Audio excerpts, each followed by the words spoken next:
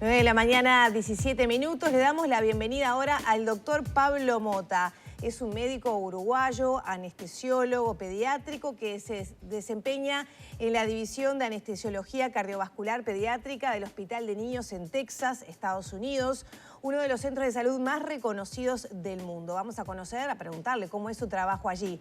Pero el doctor Mota también es director médico adjunto del Programa Internacional de Children's Heart Center en Texas y profesor asociado de anestesia de la Universidad de la República. Por estos días anda por aquí presentando este libro que tengo aquí. Bienvenido, ¿cómo le va, doctor? Bueno, muchas gracias por tenerme por aquí. Un placer conocerlo y bueno, conocer un poco más de su trabajo. Primero que nada, hablemos del libro que lo ha traído a Uruguay. Es una coautoría y que está, bueno, que tiene que ver sobre todo con información científica y médica para quienes se están formando. Exactamente. El coautor es Federico Cristiani, que es un médico uruguayo, profesor de la UDELAR también. Hace varios años que vengo trabajando con Federico, remotamente vía Houston y personalmente cuando vengo a Uruguay. Y pre-COVID surgió la idea de hacer este libro. Gracias al COVID y la distancia y el uso de las plataformas, pudimos poner en contacto médicos uruguayos con médicos de Latinoamérica, España y médicos latinoamericanos radicados en Estados Unidos. En total, estamos en Uruguay a propósito de la anestesiología pediátrica. Bueno, es una especialidad que se está desarrollando en todo el mundo. En Estados Unidos se volvió especialidad con un examen particular de anestesia pediátrica en el 2003. En Uruguay se está desarrollando una idea de crear una diplomatura, pero yo no estoy en ese tema, pero sé que están interesados en hacer un desarrollo de la subespecialidad de anestesia pediátrica. ¿Qué tan importante es y cómo se marcan las diferencias en cada uno de los procedimientos que se deben realizar en niños? Bueno, hay dos cosas que son fundamentales para entender. Primero, un niño no es un adulto, en especial en los primeros 2 años de vida. Un neonato de 0 a 30 días tiene casi un 80% de su cuerpo es agua. En un adulto 60%. Casi no tienen grasa. O sea, son completamente desde el punto de vista fisiológico y farmacológico diferentes. Y las medicaciones reaccionan completamente distintas en un neonato. En un lactante de 0 a 12 meses es algo intermedio. Ya después en la adolescencia es prácticamente casi un adulto. Pero es diferente. Por algo tenemos la pediatría y la medicina interna. Claro. Los médicos internistas no ven niños, los pediatras no ven adultos. Siempre que vemos a un profesional destacado uruguayo, ¿no? Y sobre todo una disciplina tan compleja, tan difícil, por lo menos para simples mortales como nosotras, bueno, nos preguntamos también por la historia humana, ¿no? Cómo fue en su carrera llegar a Estados Unidos, hacerse su lugar allí, en un lugar muy importante. Y además, bueno, enseguida también queremos hablar de la historia de Valentín, que usted fue una pieza clave, este caso que fue muy conocido en Uruguay. Pero bueno, ¿cómo llega este doctor uruguayo a esa zona del mundo? Bueno, yo, gracias a Dios, mis padres me dieron educación bilingüe, lo cual eso facilita la posibilidad de estudiar en el extranjero. Después hice la Facultad de Medicina, como cualquier uruguayo.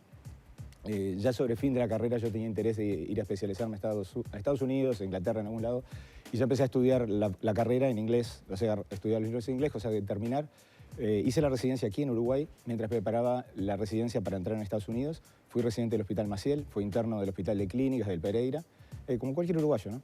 Y después, al dar esas pruebas, pude acceder a una plaza en la Cleveland Clinic, que es un lugar famoso, es el centro número 1 de corazón. Fue donde René Favaloro desarrolló el bypass coronario en 1967, uno de los primeros lugares de trasplante, asistencia ventricular. Y a partir del 2008, yo me mudé a Houston.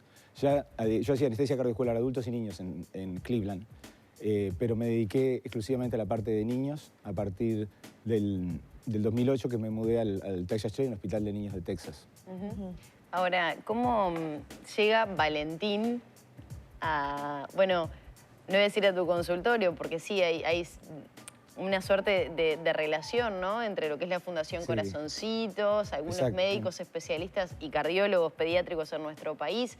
Pero ¿cómo se empieza a gestar ese nexo y sobre todo cómo fue ese proceso? Valentín, hablamos aquel pequeño que ya desde que estaba en la panza de su mamá se detectó alguna irregularidad y bueno, era necesario que naciera además en Estados Unidos. Seguimos muy de cerquita esa historia y ayer justamente lo vi en unas fotos enormes, ya con unos rulos rubios divino y lleno de vida. Además, para esos padres es el agradecimiento eterno a la cantidad de personas que colaboraron para recaudar esos fondos, pero además al personal de la salud y usted es uno de ellos porque me lo hicieron saber así a la producción. Bueno, si le tuviera que resumir, es por una locura de Roberto Canessa. Tal cual. Me lo encontré en un casamiento en diciembre, acá en Montevideo, el casamiento de un primo de él, un íntimo amigo mío, y me dice, te tengo que mandar un paciente con las características de Valentín, que tiene una sola cavidad, o sea, es lo que nosotros llamamos un ventrículo único, y a esa vez tenía una insuficiencia valvular, lo que lo pone en un riesgo elevadísimo. Y la única manera de hacer una cirugía exitosa era un centro de mucho volumen como el nuestro. Allí estamos viendo ya imágenes de Valentín. Ah, ahí está Valentín. A lo largo del tiempo, cómo ha ido creciendo. Divino. Bueno, y entonces yo no entendía, una vez que estos niños en la madre están muy estables, una vez que nacen se vuelven muy inestables, requieren mucha medicación. Y ella lo tenía todo planeado. La idea era que Cecilia fuera a tener el parto en Houston y la cirugía se necesita alrededor de la semana de vida. Una vez que se estabiliza, no es inmediato al nacer, que hay algunos pacientes que requieren cirugía al nacer, pero esto es en los primeros 10 días de vida. Y eso fue así, entonces yo le dijo, bueno, sí, vamos, empezamos a coordinarlas y da la casualidad, bueno, me comunico con Cecilia, le digo, estoy en Uruguay, apenas llegué a Houston, le doy seguimiento a tus papeles, así coordinamos todo. El día que me estoy yendo de aquí, voy a la misa de la barra y está Cecilia y Fabi recaudando fondos para Valentín. Para poder viajar. Para poder viajar, ¿no? Y un momento emocional para todos. Yo me arrimo al final de la misa y le digo, yo soy el doctor Mota. Ella no lo podía creer. Y bueno, de ahí yo le hice la anestesia en su primera cirugía y le dimos seguimiento durante los 6 meses. Estuvieron de ahí hasta septiembre. Es más, ayer yo estuve con Fabián y ayer hace 2 años que volvieron. Qué impresionante, algo que prácticamente no tenía chances a, bueno, una vida que vemos un niño sano prácticamente, ¿no? Como corolario les puedo decir que en los primeros momentos estuvo muy inestable y requirió circulación extracorpórea, que es una máquina que ayuda al corazón y a los pulmones a funcionar, porque si bien la cirugía fue exitosa, el corazón de un niño de 8 días es como una frutilla, ¿no? Claro. Es pequeñito. Cuando lo ve así, ¿qué siente? Es un milagro, ¿no? Un milagro ayudado por no personas que dedican su vida a estudiar y a hacer la medicina a la gente. Que para eso estamos todos los días levantándonos a las 5 de la mañana para ir al hospital y trabajar, ¿no? Es lo que nos reconforta. Doctor, ¿cómo es trabajar en anestesia? Usted hablaba de las particularidades de los niños, sobre todo los más pequeñitos, justamente cuando se trata de afecciones cardiológicas, ¿no? Porque el corazón y la anestesia tienen una vinculación directa. Es un riesgo, por ejemplo, en los adultos, cuando un adulto tiene un problema cardíaco, una intervención por la anestesia, ¿verdad? Aunque sea de otra cosa. ¿Cómo es en los niños que justamente tienen problemas cardíacos trabajar en la anestesia? Es riesgoso, es riesgoso. Por ejemplo, los niños sin problema de corazón, los problemas que se les generan anestesia son más del tipo respiratorios. El laringoespasmo, que las cuerdas vocales se junten al despertar y causan problemas respiratorios. En los niños con problemas de corazón, lo más frecuente es que haya depresión de la función cardíaca con los anestésicos, por lo cual hay que estar con mucho cuidado en no darle demasiada anestesia, en términos simples, y tener medicaciones disponibles para subir, bajar la presión y ayudar la función del corazón. Eso lleva una planificación, ¿no? Y además estamos hablando de niños que pueden llegar a pesar menos de 2 kilos, no sé. Sí, le diría que hoy por hoy estamos haciendo, hemos hecho, por ejemplo, en Texas Chile tenemos reportado una transposición de grandes vasos, es cuando las arterias están cambiadas en 800 gramos. O sea que hoy por hoy atendemos pacientes de gramos, ligaduras de ductos arteriosos, otras enfermedades neonatales. Requiere mucha planificación, mucho equipamiento y mucho entrenamiento. O sea, no es lo mismo intubar un lactante de 1 kilo que uno de 3 kilos o un adulto, ¿no? Hay diferencias en cuanto, yo siempre digo a los residentes, intubar un lactante es solo técnica. No hay que hacer nada de fuerza, porque haciendo un poquito de fuerza ya se desgarra tejido, sangra. No es para cualquiera tampoco, ¿no? Pero es muy reconfortante, ¿no? Desde que llegó a Estados Unidos y empezó a desarrollar toda esta tarea, ¿no? ¿Cómo ha ido cambiando a lo largo de estos años la medicina, sobre todo en ese sentido, a nivel pediátrico, a nivel cardiológico? Sí, por ejemplo, una de las cosas que no usábamos en su momento y se empezó a usar, existía el ultrasonido, ¿no? El ultrasonido para el sexo vascular, para los bloqueos. Hoy por hoy, hacer una epidural, una caudal en un niño, hacer un bloqueo nervioso, hoy es muchísimo más seguro que lo era antes. Porque ahora con ultrasonido se pueden ver los nervios, lo mismo para una canulación de vena. Imaginen un lactante o un niño de 7 meses, cuando ya están más gorditos, que pesan 8 o 9 kilos, encontrar vena. Claro. Antes era una multipunción. Claro. Ahora con el ultrasonido uno identifica el vaso, canula, y antes una inducción que podía llevar 45 minutos, ahora llega 10. Evitando toda la toxicidad con anestésicos. O sea que hoy por hoy, ejercer la anestesia pediátrica sin ultrasonido disponible, para mí es prácticamente malpraxis. ¿Y qué tan lejos estamos a nivel país, ¿no? En Uruguay, de toda esa realidad? Y yo creo que no estamos tan lejos. El sábado hicimos el lanzamiento del libro, teníamos un anfiteatro lleno y teníamos más de 100 conexiones por Zoom. El interés está. Teníamos participantes de los speakers de ese día, estaba el doctor Cristian y yo de presencia, teníamos la doctora Hernández, que es una médica uruguaya que está en Boston Children, se especializó en anestesia pediátrica, está haciendo una subespecialidad en dolor pediátrico. Y después teníamos participando una doctora, mi mentora, de Texas Children, que es puertorriqueña, y la doctora Ruiz del Marañón. Y este libro es un proceso colaborativo. Yo creo que tenemos y tuvimos conexiones de Perú, de México, de Argentina. Ya tenemos, el libro sale en formato electrónico, ya tenemos solicitudes de compra. Yo creo que estamos lejos, pero no estamos tan lejos. Falta o sea, tecnología, claro, por ejemplo, usted hablaba del ultrasonido, etcétera. ¿Falta tecnología en Uruguay para el ultrasonido está disponible acá. Es más, el capítulo lo escribió Cristiani Federico, que es un experto en anestesia regional y dolor. Por ejemplo, lo que acá en Uruguay se está implementando es el tema de lo que decía la circulación extracorpórea, el ECMO. Que el equipo está disponible, pero una cosa es tener la máquina y después está el material humano, como decíamos, todos los recursos humanos. Para tener un servicio de ECMO necesitamos un cirujano que canule, necesitamos un perfusionista que maneje la máquina, necesitamos un anestesista y un intensivista que ceden al paciente, que lo transfundan. O sea, en estos, yo trabajando en Texas Children o en Cleveland Clinic, esto no es el mérito de uno. Obviamente que se necesita un cirujano muy destacado para cualquier programa de cirugía cardíaca, pero se necesita un número innumerable de gente. Tener un banco de sangre disponible 24 horas es un esfuerzo grande, ¿no? Pero pienso que al día de hoy, como el caso de Valentín y tantos otros, tienen que ir a hacer ese tipo de intervenciones, esas operaciones a Estados Unidos o algún otro país. Por eso pensaba cómo es la realidad de nuestro país, y en realidad es falta de tecnología, falta de capacitación en recursos humanos, yo creo que un poquito de todo. El problema más grande que tiene Uruguay es la falta de población. Y enfermedades complejas son raras. Claro. Y entonces acá los médicos no tienen exposición suficiente a esas patologías que son raras. Por ponerles un ejemplo, el hospital que yo trabajo, operamos más o menos 1000 niños de corazón por año. Y acá se operan un poco menos de 200. Entonces, la casuística es inferior para todo, digamos. Claro, digo, pero hay cosas que son más comunes, que la curva de aprendizaje es más fácil, ¿no? No es lo mismo cerrar un agujero entre las aurículas que reparar un ventrículo único, ¿no? Es un nivel de complejidad.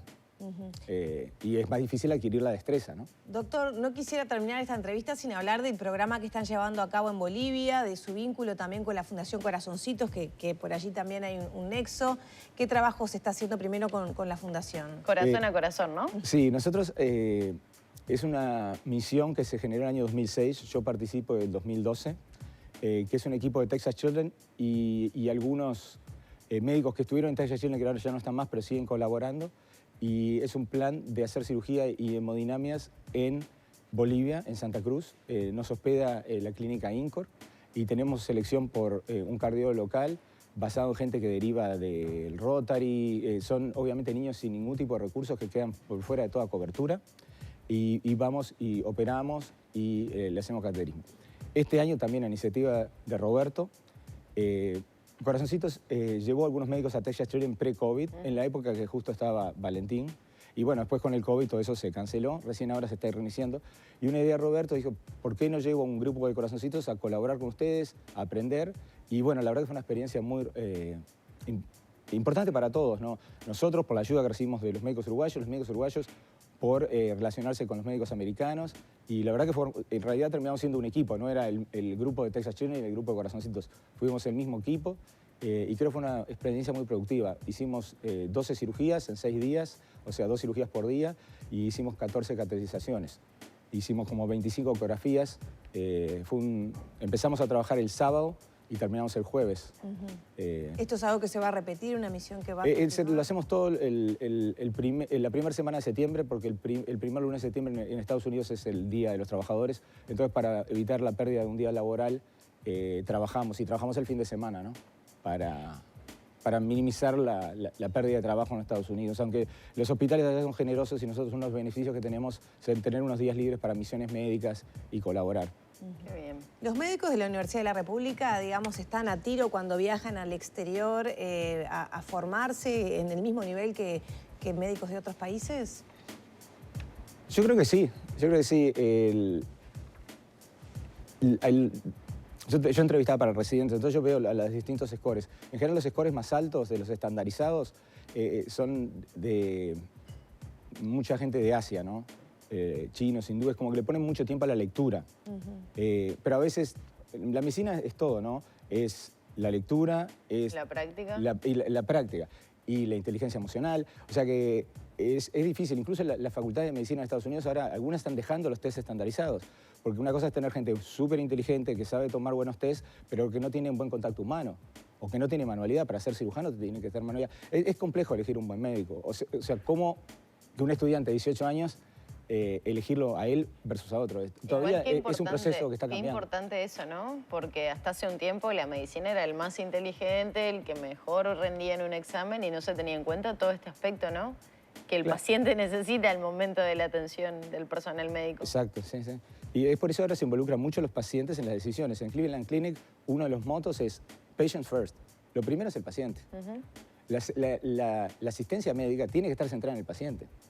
O sea, los pacientes tienen que decirnos la experiencia que tienen en un hospital, que muchas veces no es buena. Y muchas veces se puede corregir, no es tan complicado. Pero si nunca recibimos el feedback de los pacientes, de sus familias, y hoy por hoy es algo que ha cambiado, ¿no? Y usted hablaba de inteligencia emocional. ¿Cómo es encarar a familias?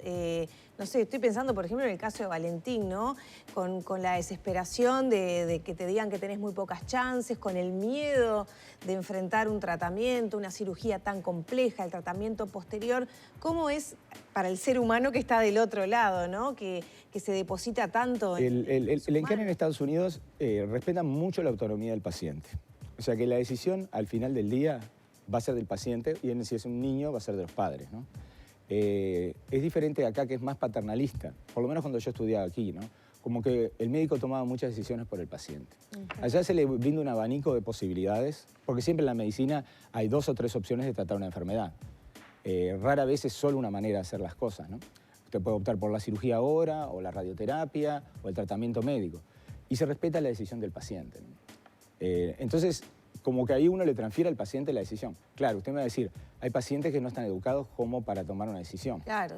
Entonces, ahí hay que tomarse el tiempo para educarlos. Mire, si yo le hago esto, usted va a tener esta secuela y estas son las chances de vivir. Pero a veces es difícil, ¿no?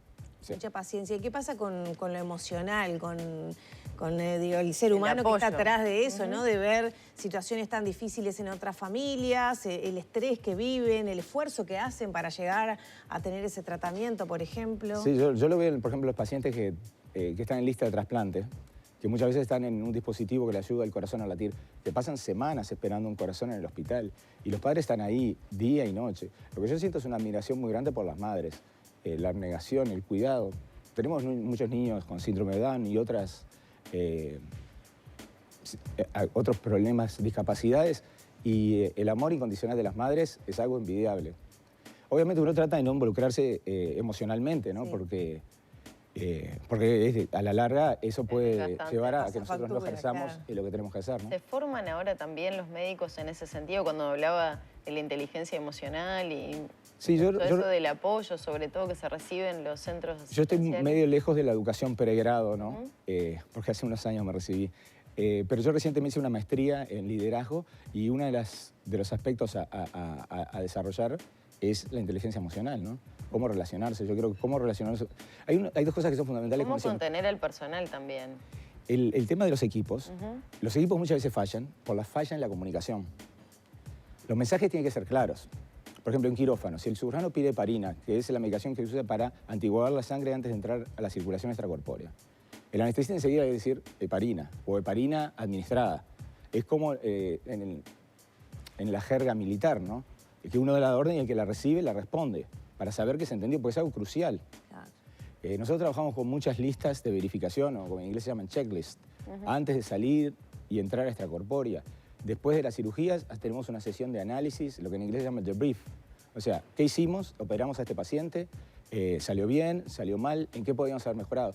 Todos esos procesos llevan a mejorar y a tratar de mejorar el proceso. No decir, bueno, tú te equivocaste en esto, tratar de elevar la discusión y tratar de mejorar todo el proceso de lo que es una cirugía cardíaca, por ejemplo. Doctor, un gusto conocerlo, un gusto conocer su historia. Muchas gracias por estos minutos. Bueno, muchas gracias a ustedes por recibirme y darle difusión al problema de las cardiacotías congénitas. Muchas gracias.